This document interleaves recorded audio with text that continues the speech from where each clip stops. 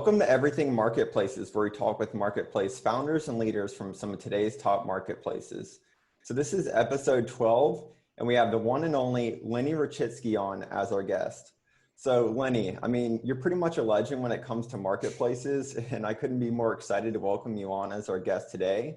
And we're going to do change it up a little bit and do a deep dive into some topics and then answer some group questions. But maybe before we do, for those that have heard the name Lenny and seen some of your posts, can you maybe share just like a brief background on yourself? Sure. I hope I live up to this hype. So quick background. I studied I was basically an engineer my whole life up until I started my company. I started my company in 2011. Ended up selling it to Airbnb. I was the CEO, and so I joined Airbnb as initially an engineer and then as a product manager. Stayed at Airbnb for about 7 years, working on supply growth and conversion and Superhost program and reviews and the community platform and a number of other things. And then I left that about a year ago, and now I kind of followed this path where I ended up now basically spending my time writing a newsletter, angel investing, and advising companies around product and growth. Awesome. Yeah, thanks for sharing that. And I think most of us here definitely know you from your newsletter. So big fans of that. So to kind of maybe to just go ahead and start with a question that I had was, what was the transition like from Local Mind as a engineer focused founder to joining a team like Airbnb? It was actually very difficult and painful. I was not prepared to work for a big company or be a PM. I was never a PM ever in my life before I got to Airbnb. And so I basically had to learn it on the job. And the way that even happened is we joined the company. I was the CEO. And so I kind of started doing PME things as the kind of de facto leader. I was in the PM meetings, I was kind of leading the team, organizing timelines, things like that. And then the head of product was just like, hey, you should be a PM. What are you doing? And I decided to do that because I wasn't actually an amazing engineer, and I don't think I would have made it at Airbnb as an engineer because the bar was very high. And I found I enjoyed the PM part of the work more than even the engineering. And I think the things that were challenging, one, just like the startup to company transition, which is you actually have to listen to your manager and not just do the thing you want to do as a founder. And it took me probably a year to realize that the founders are like, hey, you should not do this, and I had to actually listen to them. And I didn't realize that, and it set me back. And then two, I just had to learn how to be a PM, and that was not easy. And looking back, I was a terrible PM. And I think maybe like 4 years in, I figured it out enough to be good at it. And so it took a long time. Nice. Yeah. What advice would you maybe give to yourself looking back? One is when you work for a company, you should listen to the founders, and their opinions matter. And then two, I think, so what helped me most as a product manager is I had this amazing manager about 3-4 years in that actually taught me most of what I know now and helped me ramp up really quickly. So my advice is find someone that's really good and ideally report to them. And then if not, just have them as a mentor that helps you along and basically, mentors you, helps you figure out this weird job of product management. Yeah, that's great. So let's jump right into I think some of the topics and some of the questions. One in particular that we've had from the group is we've seen the rise of some of the vertical marketplaces that might think they're a higher frequency, and then it turns out that they're not as high frequency. So what are some of the ways maybe that you've seen non-transactional value being added to some of these marketplaces early? I think I know what you mean by that. Kind of the way I would think about it is like if the marketplace dynamic isn't enough to sustain the business, it's probably not going to work by adding other things to it unless it's the single player mode approach, where you basically offer a tool to one side of the marketplace and charge them for it, kind of like a SaaS tool. So for example, OpenTable had their booking platform as its own thing, and then they added the demand side later. I think MindBody is another example where they started with a platform for, I think, fitness small businesses to book appointments, and then they added demand to it. And then there's a company I just talked to called Rescue that is like a restaurant repair company, and they offer a SaaS tool to restaurants. So I think that's all I can think of where a marketplace adds some other revenue generating component. Yeah. So I can't think of anyone else that does that. I guess the other example is maybe like a Substack where they offer services to supply to keep them on the platform, like legal protection and health insurance and editors and things like that. And then maybe there's like Airbnb that offers host guarantees that, again, just are there to make the supply side happy and stick around. But I don't think I can think of any marketplaces that are trying to solve this isn't a big enough business and we're going to add new services to it, because you're not going to pull either side back often enough for them to even know those exist, unless it's that one-sided SaaS tool approach. Yeah. So with that kind of like potentially less frequency, do you have some kind of a model for thinking about maybe some of these marketplaces that are in that position going more horizontal? Yeah, so that's one approach. Basically a marketplace, the pitch you make to the supply side is, we're going to drive you demand. That's why you should be a part of this marketplace. And so there's two ways to improve that. One is drive more demand by offering more services, like I guess, like, I don't know, Fiverr, or I don't know, 99 Designs or things like that, where it's just like, here's more and more services we're gonna offer, and you can sign up to get more and more of these kinds of things from the marketplace. Or you increase average order value, where you just get paid more even though it's less frequent. Like Airbnb is like, you use it like once or twice a year, but it's as a traveler, but you pay like thousands of dollars. So those are the two ways to do it. Yeah. So basically, if you're finding there's not enough frequency for the small thing you're trying to solve, you need to figure something out, whether it's more frequency or whether it's like finding more reasons for people to come back, or adding more services so people come back more often. Got it. Cool.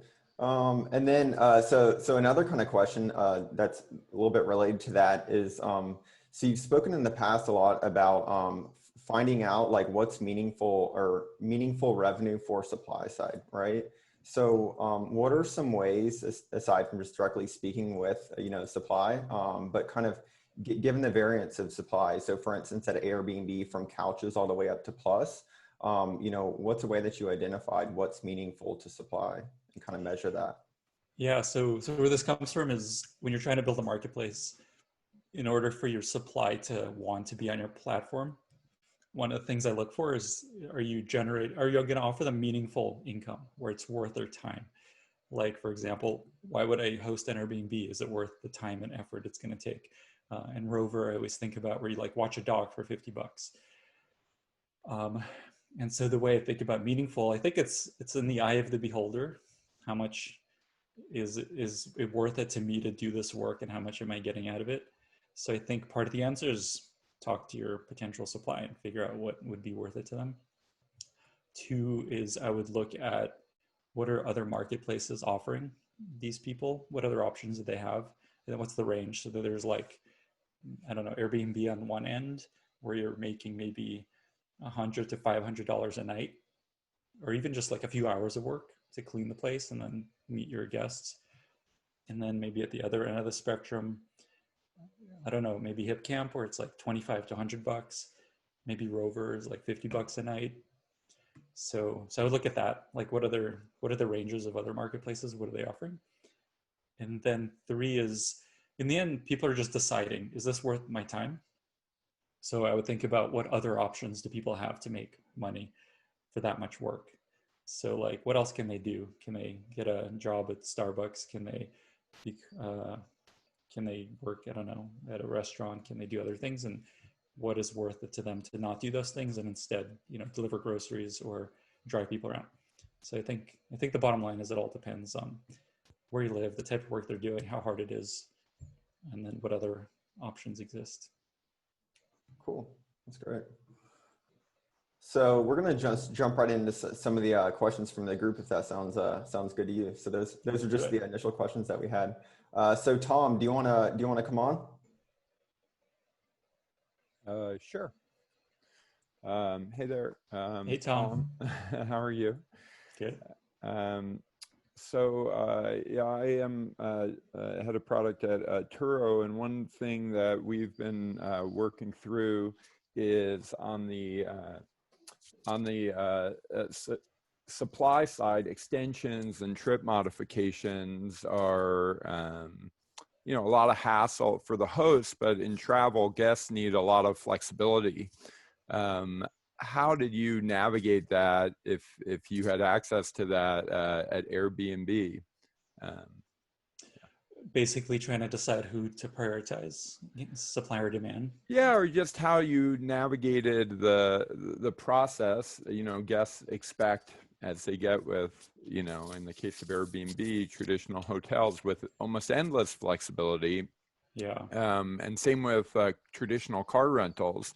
But hosts, obviously, it's hugely disruptive. You mentioned the hassle to earnings ratio. It can be a huge hassle and a lot of unexpected, especially if it's their side gig. And so, yeah, just curious if you have any stories from the trenches on that topic. Yeah, absolutely. So through the history of Airbnb, we kind of went back and forth between guests being the more important side to get right and to make happy, and the host side. And I would say the biggest learning on that is you should always prioritize the demand and customer side as much as possible, because they're the side that's actually paying and the ones you need to keep coming back. But it's a balance. You also don't want to upset the other side. So the perfect example of that is Instant Book, which is kind of the culmination of all of that thinking, which is, okay, we know hosts would prefer to review every guest that wants to stay at their home, talk to them, make sure it's cool, make sure they're happy. But in the end, we're not going to win at all in this business of accommodations when guests are failing. When they're putting in their credit card information, they're like ready to book. And when we started working on this, something like half of guests either got rejected or ignored. And when you think about it, there's no other place you go where you enter your credit card information and you're like, I want this, and then you get rejected or ignored. And so we made this bet at Airbnb that we had to completely shift the marketplace from what was called a request model to this instant model. And so I actually led the team that spent 2.5 years morphing the marketplace to Instant Book. And we started when about 5% of bookings were instant. We finished when about 80% were instant. And looking back, I don't think Airbnb would have been where it is today without that big bet. And I could spend 3 hours talking about just Instant Book because it's so fascinating. And it's one of the things I haven't written about yet because it's a little bit sensitive. And so I talk about it, but I haven't written about it. But I'd say the main thing to think about, and the main thing we spend time on, is on the supply side. There's kind of two things you got to work on. What are the actual logistical features that hosts / car owners, in your case, need to like practically allow for this to work, which are like calendar tools and lead time and rules for who can book, and basically like productize all the things that they're manually doing. And that's just like a whole roadmap of features. And then there's the why should they do this? What are the incentives to switch? Unless you're going to force them to do it, which we decided not to. And so there's like the logistical stuff, and then there's the desirability and the incentives to switch. And for us, a lot of that was search boost. Just basically, it'll do better if you turn this thing on. So, yeah. So quick follow-up, just did you ever add Instant Book to extensions, or was that always request-based? Where you adjust your reservation, basically? Yeah. That's a good question. I think I don't think that's actually instant bookable. I think the host still has to approve that for Airbnb. Yeah, this And is I the think area that I see. we're sort of trying to figure out. I see. For us, the thing we focused on is what is hurting conversion. And it turned Yeah, out host approving was the worst part of the conversion funnel. right. For adjustments, that wasn't actually a problem for us, Hmm, as far as I can tell. So it wasn't really, got it. Thank you so much. yeah. That's a great question. We'll definitely be looking forward to that post, Lenny. Oh man, that's going to be a magnus opus. Is Yeah, that the term? Is that how you say that word? Magnum opus. I think so. We'll roll with it. So hey, Kara, did you want to come on and ask a question? Yeah, hello. Hi, What's Lenny. up, Kara? um, quick question. So, thinking about like my experience in the like pre-product market fit, we're just trying to suss things out, but I think this could apply either way.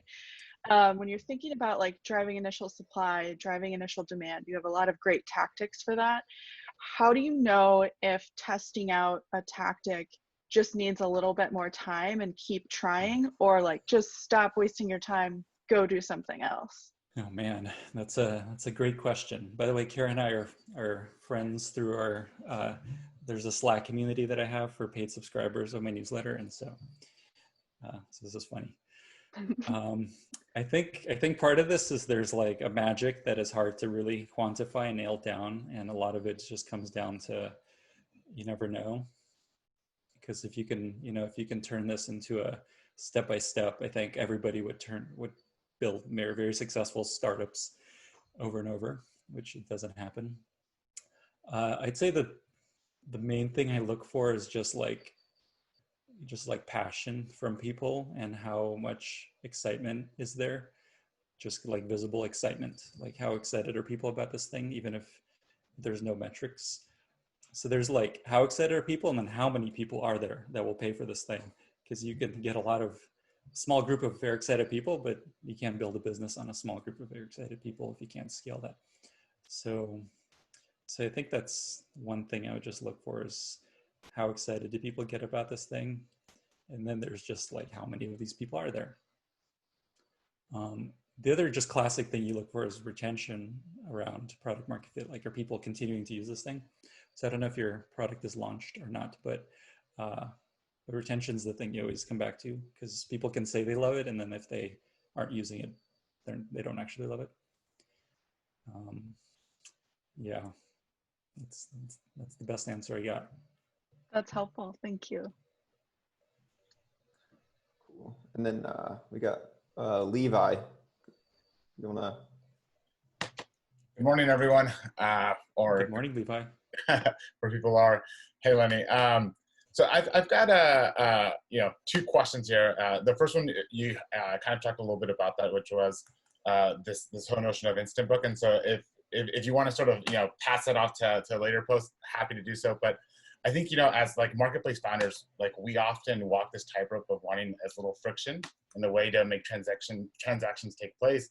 And so while you're trying to ensure like the highest quality customers like come through for the supply side, I know that you and the team went through sort of a lot of nuanced decision making, to make sort of instant book happen. And I'd love if you kind of like walk us just through a couple of like high level points that you guys sort of had to take into consideration when launching, or effectively scaling instant book to the greater platform. Yeah, this is, again, I could go on for 3 hours, so stop me if this is going to go too long, but I'll try to keep it contained. So the way we thought about it is, okay, our goal, okay, so the first thing we realized is, instead of trying to incrementally move the marketplace from this kind of like, okay, conversion is 50%, let's get it to 55, 56, 57. What if we just think big? And what if we think backwards from the most ideal possible experience that a guest can have on Airbnb? And it was clear the best experience a guest could have on Airbnb when they're booking is they see a place and they book it every time. So that became our vision. Let's move towards a world where every guest can book anything they want. So it was basically 100% instant book was the vision, which actually was a really powerful way of thinking about it, where we were able to think really big and not just incrementally. So that was one tip. It's just think backwards from the best possible experience and then figure out what gets in the way of you getting there.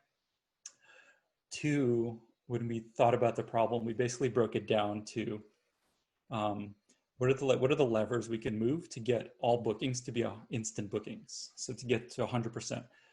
And it turned out it was basically supply and demand. How do we get supply to be all instant book, and how do we get demand to always use instant book? And so that was like the top 2 levers.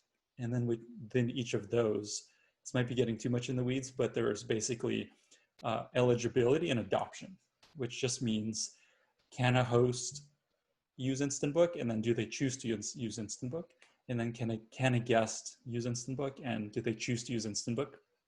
And it turned out there was code and rules around who could and couldn't use it, because there was an initial hypothesis that you had to be an experienced host to use instant books. It was kind of not allowed for early hosts. So those became the 4 levers that our team worked on: eligibility and adoption across both sides of the marketplace. And then we basically built a roadmap across each of those levers of increasing eligibility and adoption across host and guest. And we started with easier stuff, like just opening it up to more and more guests and opening it up to more and more hosts. So for example, initially there was this hypothesis, the first time it was built, is you had to have 3 bookings before you could even turn on instant book as a host. And so we just started testing that hypothesis. What happens if we make it 2 or 1 or 0? And does anything get worse? And it turned out nothing got worse. So we ran experiments for, I think, a month at a time of just like, okay, you only need 2 bookings to use instant book. What happens? And we looked at review quality and cancellation rate and conversion, and nothing changed. So we slowly kind of inched our way back from you had to have 3 bookings to everyone can use it, to going even further to it's now the default, where you sign up, it's the default option, to even further of like, it's actually pretty hard to turn off, and we discourage you from turning it off when you're signing up. And we just incrementally worked our way down that path, experiment by experiment. One learning from that, looking back, is I would have jumped to the end first and just gone radical and just to see what happens instead of slowly inching our way there. But the reason we took so long is there was a lot of internal worry that this was going to hurt the business and destroy our marketplace and upset a lot of people. So we were trying to be very careful. So that was the initial piece. And then eventually just all the work turned on adoption of the host community, which ended up being the hardest part, getting hosts to switch. And what worked best in that turned out to be getting new hosts onto the platform straight into instant book instead of converting existing hosts, because getting people to give up the control that they had for a while up to that point was difficult. But if you welcome new hosts to this platform and this is the norm, it's a lot easier, where there's no like, oh, I have to change things. Instead, it's like, oh, this is how it works. Okay, cool. So that helped a lot, and that took a lot of time and work. And a lot of it was like specific features we had to build for hosts to be able to even do this. Like, here's my house rules, here's things you need to know about my place, and here's all these calendar rules, and here's like controls over who can book and things like that. Cool. Thanks, Lenny. Yeah, hope that was not too much. Oh no, we could keep going. I'm fascinated by that.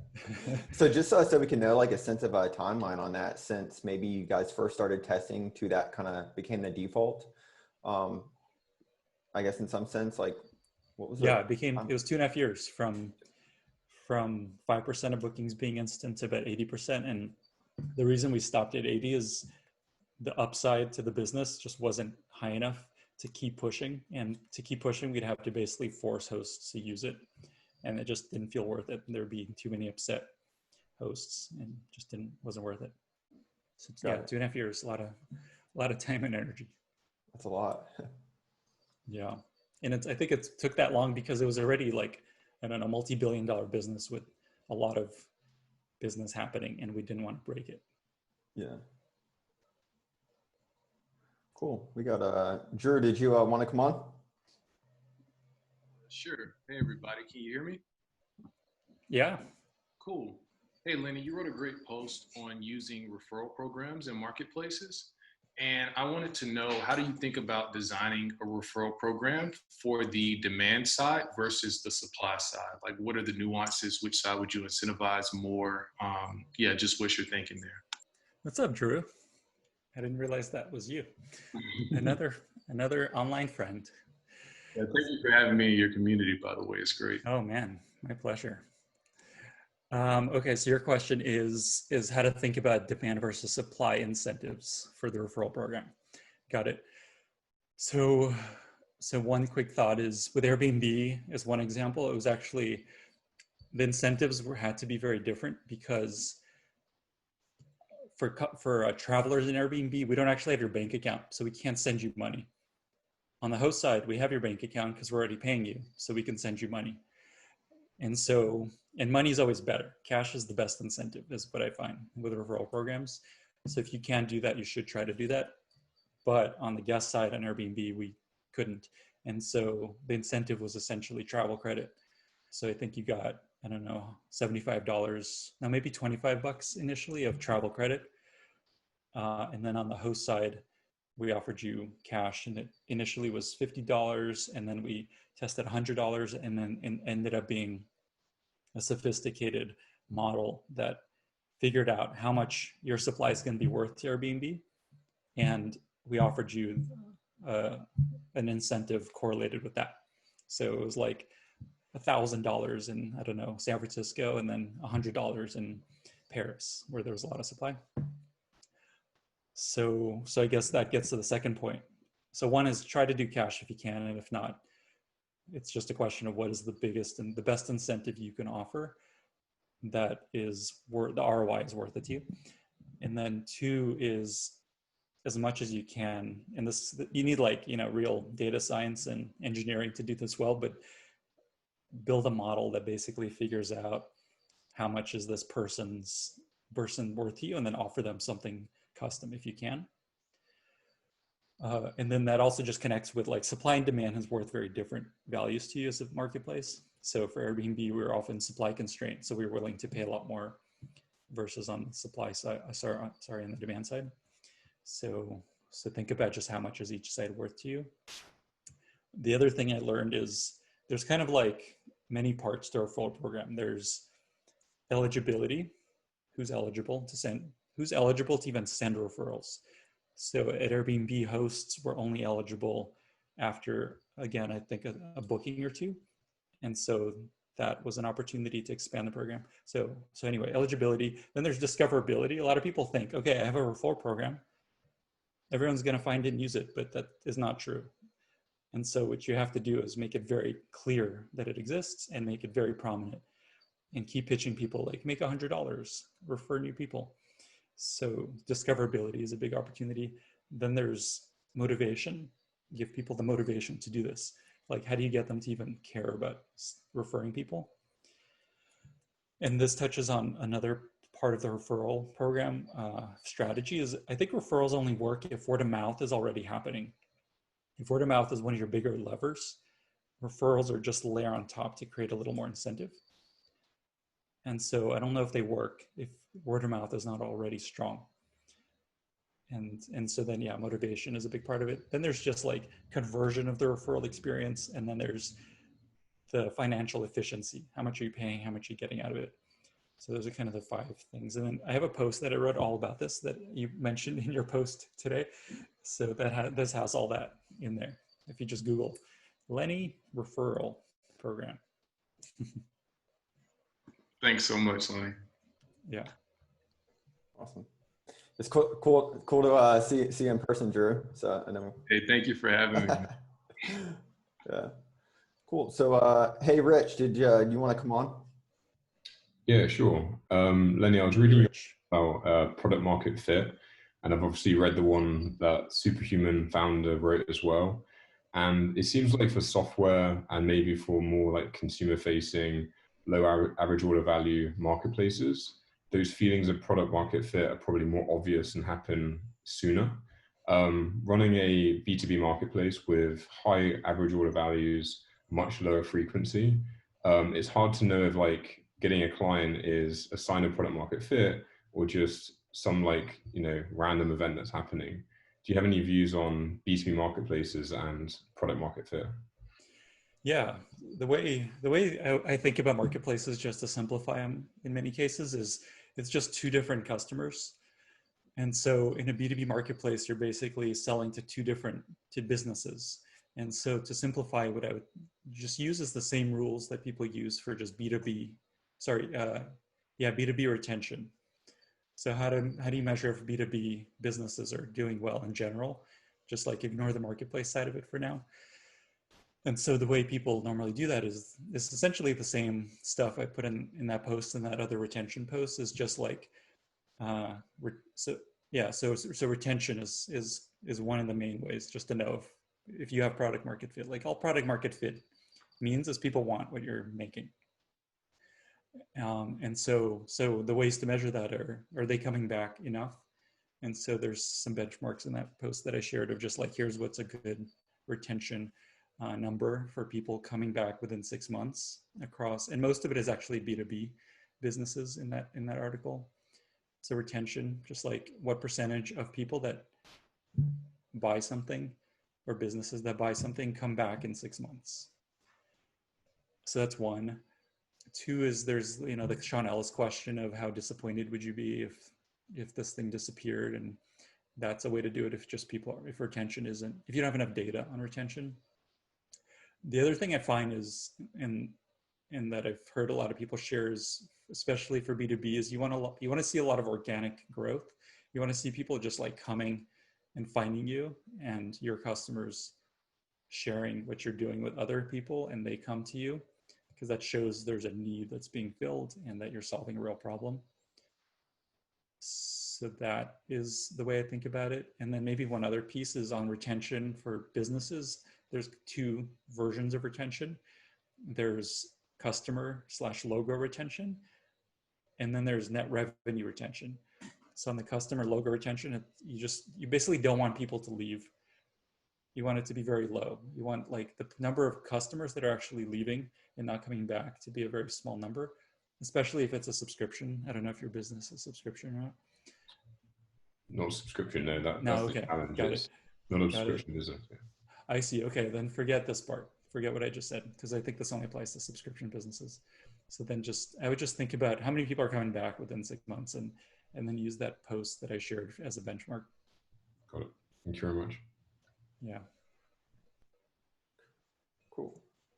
So we actually have a question that was added from Jay, who's he's product at Science Exchange. He couldn't make it, but he asked, what advice would you give someone who's looking to spark more bottom-up adoption at enterprise accounts for B2B marketplaces? And are there any specific or certain tactics that you've seen succeed for maybe consumer to consumer or B2C marketplaces that you think would translate well? Wow, that's a deep one. Yeah. So many buzzwords in that question. Yeah. And acronyms. No, it's all good. So I actually have a post coming out today that is unfortunately blocked by a PR team that needs to approve it, that is all about bottom-up B2B growth.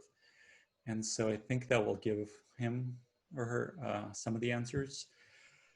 But so the whole idea of bottom-up growth is people just use it and enjoy it and then upgrade and then get their company to use it.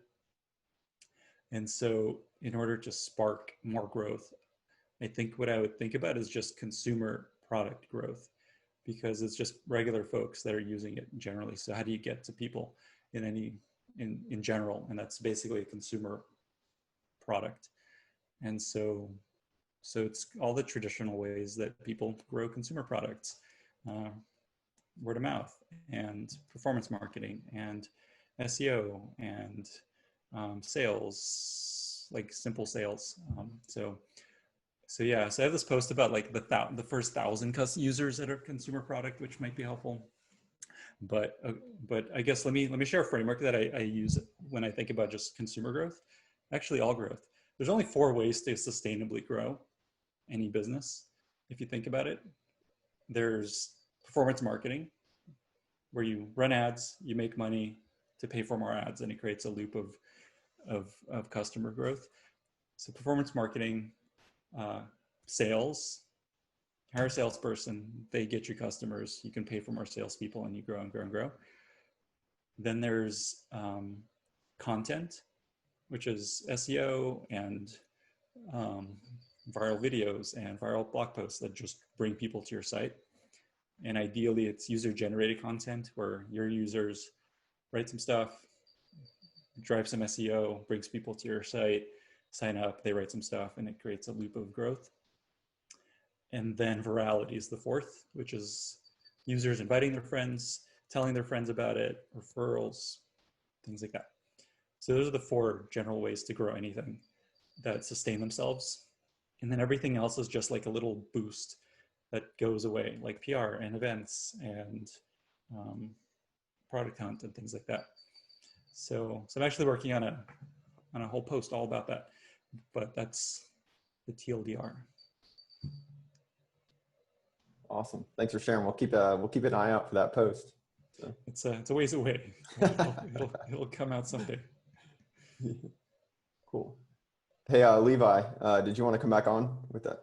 Yeah, absolutely. So here's the second question. And Lenny, it's not like, we're asking you to jump back into being a founder, but it's often said that first-time founders focus 90% on product and that second-time founders, focus 90% on distribution.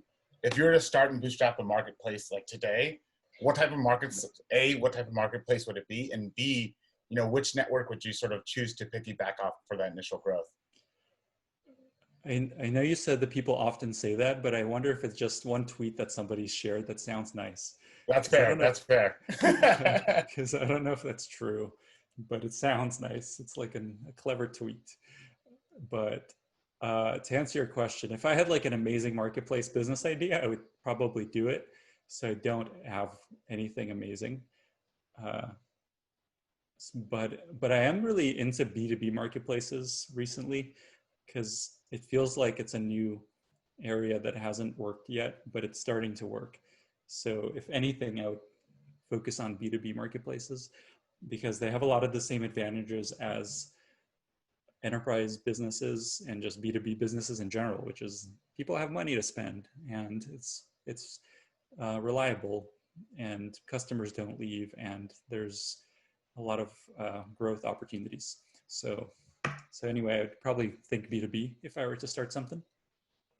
And then in terms of networks to piggyback off of, I wouldn't start from that direction. Like if you start with, here's a network, I'm going to piggyback off of it until you're out of business. Probably not a good idea. You want to start with, here's a problem that needs solving, and then here's a way I could find users for it. But that being said, the ones that seem to be most interesting right now, it feels like Twitter is a really interesting place to siphon people off of. Substack is doing a really good job with that, where it's just basically like the top of funnel for Substack. Then there's this kind of whole trend of Reddit being unbundled and all these subreddits becoming their own companies, like Discord, I think, is an example. And then it always feels like Craigslist is still there for everyone just to like poach off of and build a business on, and it's still a thing. I think it's still happening. But again, I wouldn't start. I don't think you're saying that, but I wouldn't start with here's the network and then I'll build a company around it. Yeah, no, absolutely. Thanks, Lenny. Yeah. Hey, Sabrina, did you want to come on? Because I know you were messaging me a specific question kind of relevant to this.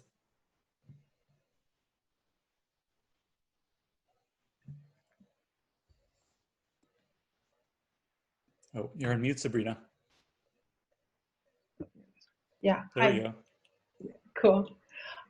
So my question is, if you have a marketplace in an early stage and it's beginning to solve the chicken and egg problem, adding the demand side first, inviting users to generate content in a Q&A page. My question is if it wasn't a quota kind of example. My question is, any advice on how to incentivize the first early adopters that are creating the first layer of content to keep it doing it again and again? So you're building a marketplace. Yeah. You're trying to figure out how to get the demand side to come back and provide and write content. Yes. and I have several, like a few based of early adopters beginning to do the action of adding the content, but I want to incentivize them even more. I want to have any advices of Can you share a little bit about what it is and what they're writing? Yes. So it's a community around entrepreneurs that want to share their knowledge of how they created platforms, and the content that I incentivize people to share is their lessons learned. What were the lessons learned? Like pieces of advice, pretty short. And then what's the creating this supply side? Sorry. In this case, is advisors and experts that will give advice to those companies. I see, got it. So I think again, I would forget the marketplace element of this and think about if I were just building a community, what are the reasons people? Okay, so then I would focus more on community building skills and tactics. So how do you build a community? How do you give people value and reasons to participate? So I think the classic ways of doing that is status, where they earn a reputation and can, build status in the world, or access to something interesting that they don't have access to, or money. They could just earn money, which rarely works in this kind of thing, but that's an option. Okay, like premium, like logged features are premium, like Stack Overflow did. Yeah, that's interesting. But I think in general, it's status is the thing that drives these kinds of things, where you can, similar to Twitter. Why are people like putting all this amazing content on Twitter for free all day? It's ridiculous. And I think it's because it gives you opportunity to do other things off Twitter. And so I would think about that. How is this helping? How can you help people do something they're trying to do in their life by providing content? And I think it's probably going to be build status amongst the community and then in the world. Okay, thanks. Yeah, I don't know if that's a helpful answer. Everything helps. Yeah, and I would just look into like communities, building a community, like because that's I think the skill you're looking for here. And there's a lot of content out there about just how to create a thriving community. Okay, yeah. We'll look into that. Thanks. Hey, Lenny, on that note, are there any examples that kind of stand out or are super interesting to you that started as, maybe community first and then kind of ventured into becoming more of a marketplace? I can't think of any off the top of my head. So I'm sure they exist. Yeah. This is like an expensive search to do in my brain of think about all the marketplaces and then how many of them had started communities. I have this like big grid of marketplace companies that I look at in this version 1. The VC version 1 has this great post about, what's it called? Like the guide to building a marketplace. Oh yeah. And they have this awesome image of all marketplace companies that all share in this. And I think you're helping them with their new edition, right? Yeah. On the was it the second version? I think it's going to be the third. So anyway, I just look at this when people ask me about of all marketplaces, XYZ. So I don't know. Let me look real quick. I don't know. Yeah, can't think of any off the top of my head. We'll come back to that. So. Hey, Jack, did you want to come on? Yeah, this might be not a great question because have you seen marketplaces like this before in the past? But we'll see. Well, you never know. Maybe I have the answer.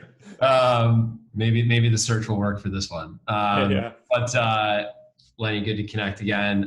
We're a B2B sponsorship marketplace, and we're considering creating listing pages for buyers, almost like an RFP tool, where they can highlight, kind of what they're looking for, and then allow the supply to basically pre-authorize, kind of like creating like an instant booking or pre-approving them in order to do that.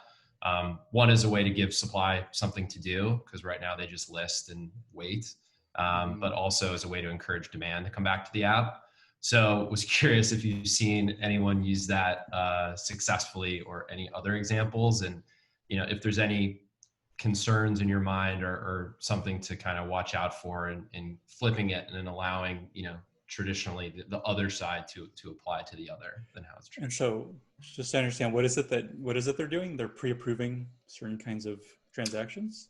Yeah, so if the buyer is Coca-Cola and they say we're looking for music festivals in Florida, if I'm a music festival in Florida, I'll get notified and says, you know, you fit this search criteria. Do you want to pre-approve Coca-Cola, that if Coca-Cola wants to go to your event and sponsor it, then they don't have to wait for that approval? Because normally the buyer submits an offer and they have to wait for supply to say yes. So this is supply saying yes first, so that demand can just immediately kind of, you know, the instant booking analogy. And the way they do that is they just like list all the pre-approved companies?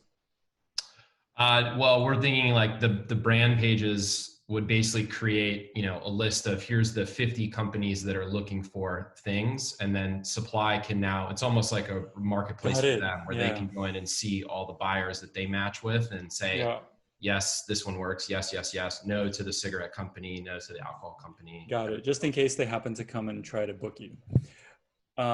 So this was actually our first attempt. Sorry, I have a hair on me. What's going on? So our first attempt at Instant Book was actually trying to do it this way, which was, here hosts.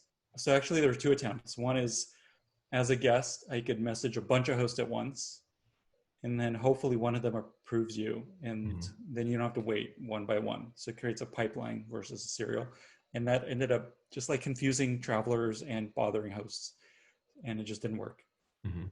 So the attempt two was, there's like a bunch of people searching in your area right now.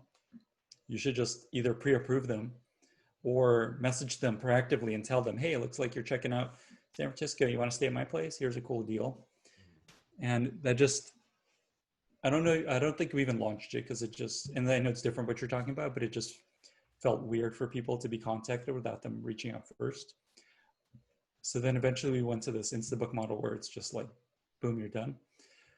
I think in your case, it makes sense. Like there's no reason not to do it. I think the question is, how often is it actually gonna make the conversion work better? And like, is it like 5% of the time it gets a little better, or is it like 70% of the time? And if it's just the 5%, is that worth it? Unless there's other benefits to doing that, which is like keeping your supply side busy and feeling like things are happening. But then you have to worry about they're just doing all this work and then nothing happens, and then they're like, forget it. So you may have this one shot at that, and then it may kind of die away anyway. So maybe that's the way I think about it, is just how often is it going to actually convert into something versus if it didn't exist. Yeah. And then only do it if that's the case. But I can't think of anyone doing this currently. Yeah. Cool. Thanks. Yeah, appreciate it. It's a cool idea. Cool. Let's see here. We had Giorgio. Did you want to come on? Yeah. So, well, there was one point before about the hassle of in the case of bookings. I was just wondering whether that can be priced in as a product, much like a lightweight kind of insurance product. So if you want to have the flexibility as, you know, a guest or someone who rents a car, sure, you can buy it. And there's a price for it, and that compensates for the hassle of whoever's renting out the car or the house. Sorry, I don't think I understand the question. So the question was about like how do you allow for flexibility in cases like Airbnb or Turo, right? The flexibility for the booking, like you want to have extend your booking or reduce it. You want to have some flexibility in the time frame, I guess, in which you're reserving it. So the question is, how do you allow your guests to have flexibility in the times that they're trying to book? Yeah, in a kind of a smooth way without having to have a lot of friction in terms of like discussing it with making it as part of the product. Got it, got it. So I think, yeah, in the end, basically your supply side has to set up what they're okay with ahead of time. I think that's the only way to solve it. So they have to basically update the calendar. Here's what I'm okay with. Here's the type of bookers that I'm okay with. Here's how much lead time I need. Here's how much notice I need. Here's how far in advance they can book. And so it all kind of has to happen product. You basically have to productize what's in the brain of your host as much as possible, which they'll only do if it's worth it to them. So if they actually value this business that you're driving them and they're making enough out of it, they'll do these things. If not, they're not going to. So that's a big part of this, is just like how much value you're providing your supply.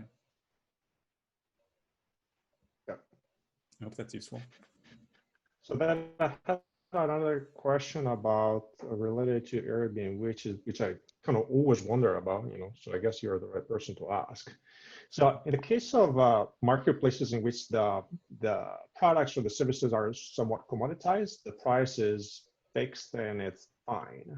But in the case in which they're not, and the canonical example would be collectibles on eBay, you would want to have an auction-based mechanism to price it well, because that's a more efficient way to kind of have transactions happen, because people have very different preferences and willingness to pay for that given thing. So, and I would imagine that in the case of Airbnb, there will be a fair amount of places fall in that category in terms of like, this is a tree house, and there are some people that are very willing to pay for that, other people that don't give a crap for it. So a fixed price doesn't really fit well. I get it. So has that ever been considered in the case of like non-commoditized products or having an auction-based mechanism, like eBay started doing like 25 years ago? Right. My take is, I think eBay's story showed us auctions are not the way to handle purchasing. I think that's part of the reason I think now they're like 90% just buy it now. And I think it's part of the reason Amazon ate their lunch. So I think in theory, you could argue that it's more efficient, but I think as a customer, you'd rather just buy it and move on with your life. And so the question then is, how do you help your supply price what they're offering? And so at Airbnb, there's like a team of 100 people that optimize the pricing recommendations.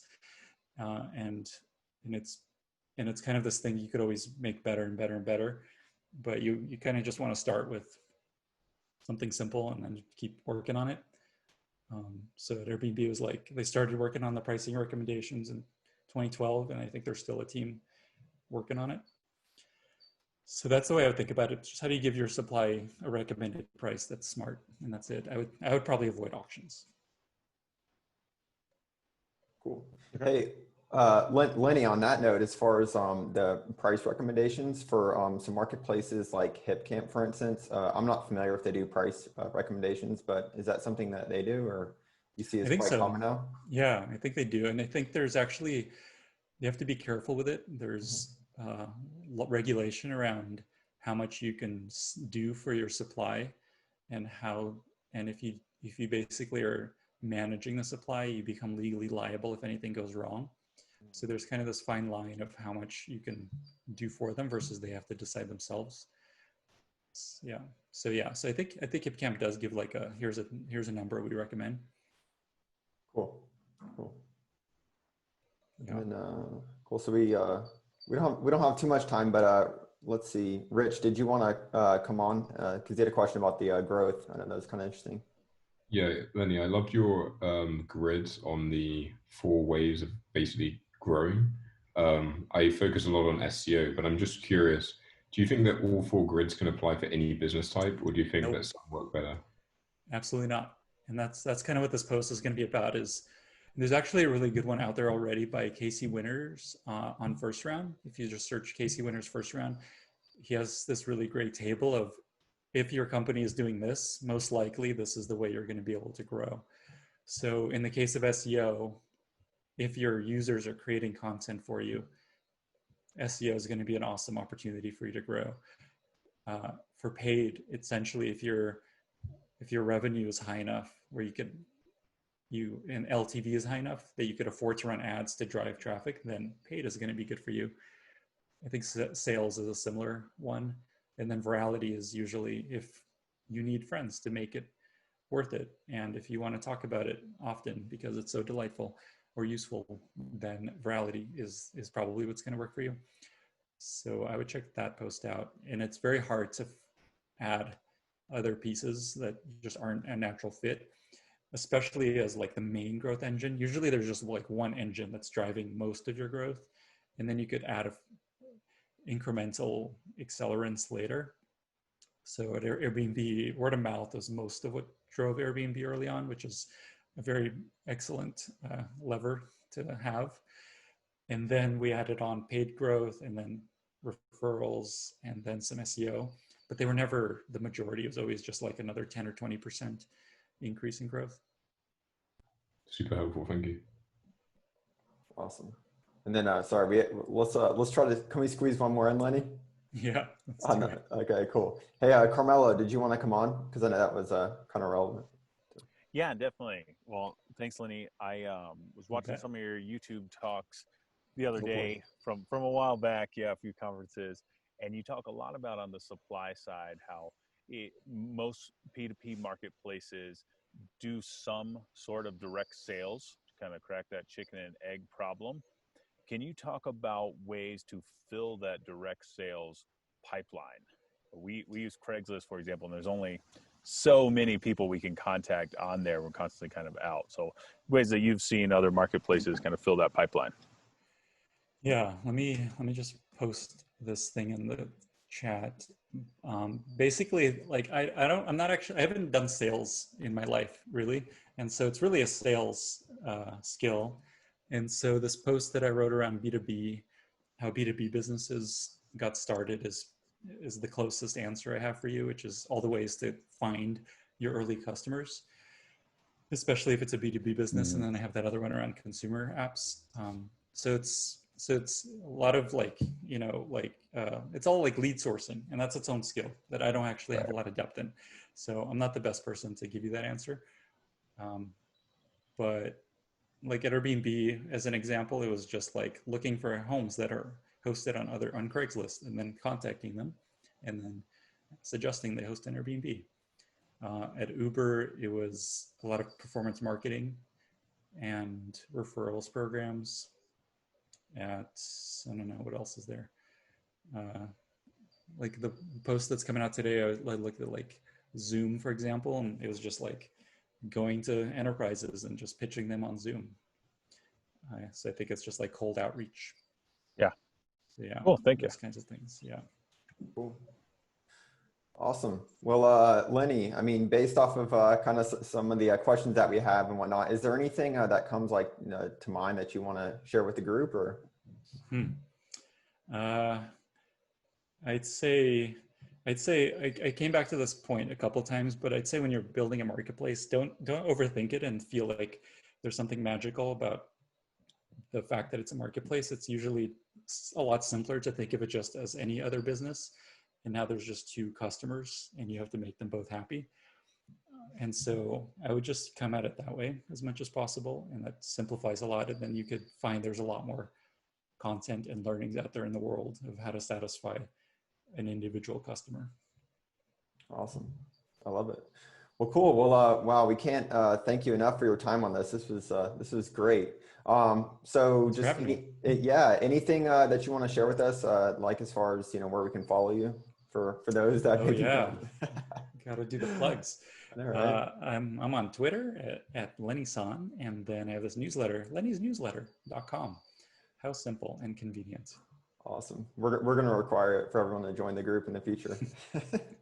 Nice. Awesome. Cool. Well, thanks again, Lenny. So this was amazing. And thanks everyone for joining in.